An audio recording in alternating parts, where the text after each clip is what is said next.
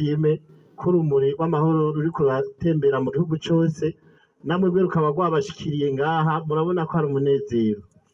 Ijambo rero ngomba kubashikiriza ni ibijanye n'aka akaguma k'abantu biyadukije baza babagurira inoti babahenda, canke bamwe ugasanga nabo bazononye baziciye amatwi canke bazisize ibintu canke bazituriye.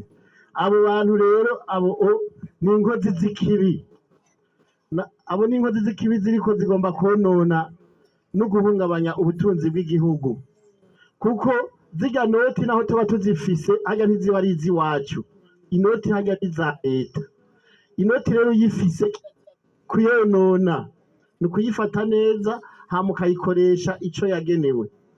Abo bantu rero mugasubira kubabona canke hakagira uwo musubira kumva, muce mutujya kara abajejwe umutekano canke abo mu ntwaro canke uwundi wese ari hafi, hanyuma tubafate tubahane, kuko ni inkozi z'ikibi zidasanzwe. Ntizize dusubire kumva rero hariho abariko baratanga amaudiyo ngo ibara riraguye ngo uku n'uku n'uku. Uwo muntu nyene mumubonye muce munyaragasa ubwo nyene muze kumutanga kugira ngo afatwe. Iryo ryari ija mbere. Irya kabiri rijanye n'urudandaza rutemewe n'amategeko, fraude. Mwebwe ngaha murabona ko mwagize amahirwe muri ku kiyaga kandi muri ku mupaka w'ikindi gihugu. Aha tutabeshanye turazi yuko hakunda kubaho utuntu tw'abantu baza barajana imyimbu ngaho hakurya canke ibindi bidandazwa byose. Ubu ni tolerance zero, kirazira, kuko bihungabanya ubutunzi bw'igihugu.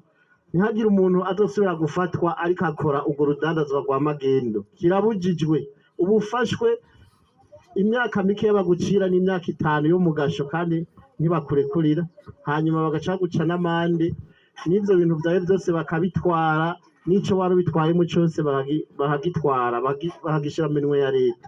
Ntihagire rero uzosubira gufatwa mu ivyo bintu.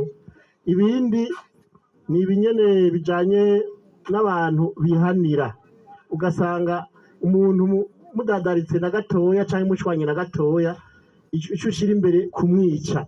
Kirazira kuzimanganya ubuzima bw'umuntu, ni bibi cane. Ntihagire umuntu azobisubira, kuko ubikoze atari uko uba unacumuye ku Mana, urumva ubucumuye no ku bantu, uba wishe n'umuryango wiwe, byose ico yari amaze cose.